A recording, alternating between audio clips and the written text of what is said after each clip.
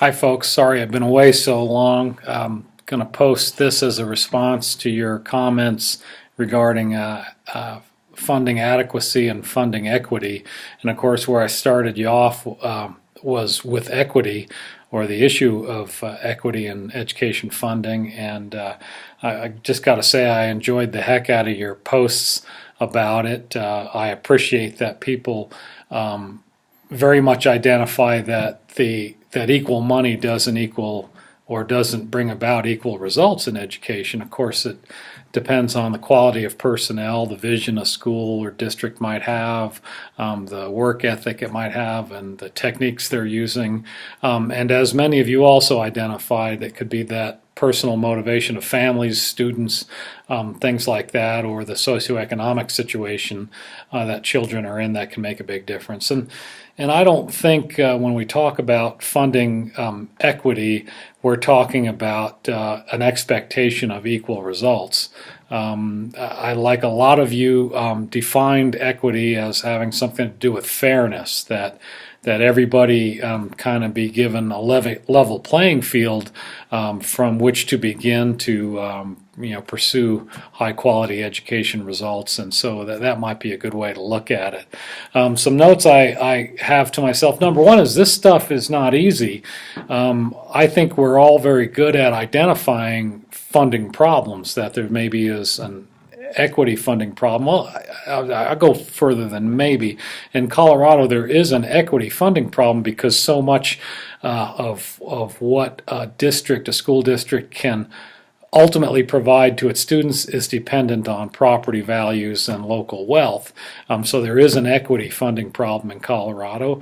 There's also an adequacy funding problem in Colorado. The study that was done in the Lobato v. Colorado lawsuit determined that Colorado is basically a good, depending on which way you look at which system you use to make the determination, a minimum of $2 to $3 billion underfunded for the system it has designed, and I'll get back to that in a second. And so part of the issue is I think we can identify that our system has these problems, whether it's in Colorado or many other states. The bigger problem is, what is the solution?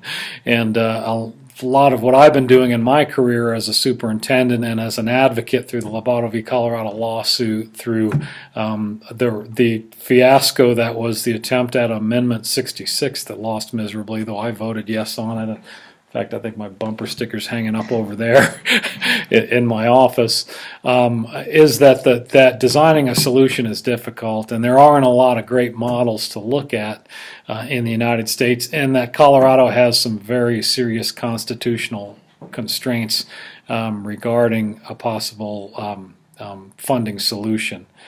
But let's talk about this. Number one, the equity issue in Colorado is that your zip code should not determine your potential education outcome, or at least the educational opportunity you get. And what we know in Colorado is we have rural and we have urban, we have rich and we have not so rich, and we have downright poor.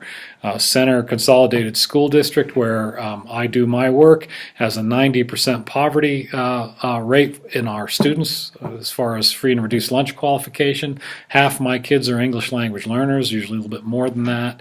95% Hispanic population. That shouldn't affect ability to learn. None of this stuff should affect students' ability to learn, but as you probably saw when I was preaching to the choir a few years ago, that I think everyone can recognize that it's more difficult to educate an English language learner, and it's more difficult to educate a special education kid, and it is very much more challenging and more difficult and probably more costly to educate a kid who comes from a poverty background, doesn't have. I saw some comments about the experiences kids might get in the summer, the experiences kids get at home, that rich learning environment that they might live in before they ever come to school. But the biggest problem about education equity funding in Colorado is that, well, if you hadn't figured out, the two school districts I was talking about in my video, Aspen and Center, just there's a house in Aspen that's worth more than all the property in Center. And so if I want to go, or my community wants to go to itself and say, can we raise a little bit more money to institute a one-to-one technology device program, to institute a new reading program, to build a new building, do we have the same capacity or anywhere near the capacity that Aspen has? And the answer is no. If they got one house that's worth more than all the property in my district, that there's no way a mill levy increase can bring about the same kind of dollars that they can in Aspen. And am I saying take the dollars away from Aspen and give them to Center? No. However, I think what the state of Colorado needs to do, and this is an equity and adequacy issue, is if you're going to, and I like using the designing a car idea. If you're going to design a Cadillac, it's going to cost you a certain amount of money to build the Cadillac. And I think what we've done in Colorado in a lot of ways with our education system, with adoption of standards, with a very progressive system of accountability, with the institution of the READ Act, with the cap for K requirements, with asking everyone to do ICAP, if you're familiar with that. All the reform legislation that's come down the pike in Colorado has come without something very important to it, and that is funding. And so we in Colorado have designed a Cadillac, but we're giving institutions money to build a Yugo.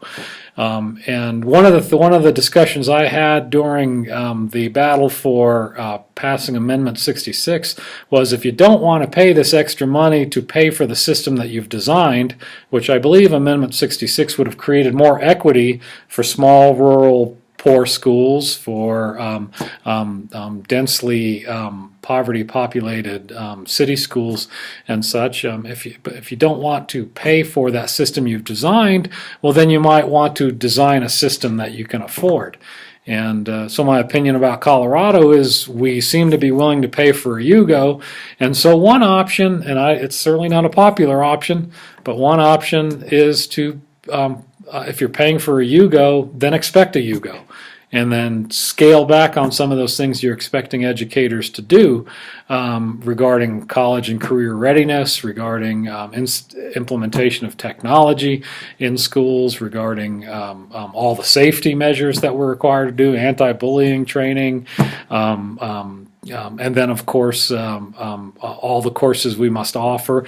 If any of you have taken a peek at the graduation requirements coming down the pike, that's a seriously higher bar that we ever had. That's like putting a damn nice stereo in this Cadillac, and still no money coming our way to implement those changes. And so one way you can also look at this, and I think the way I would do it if I were a politician, would be, well, if we're only going to pay for a Yugo, then let's only expect a Yugo.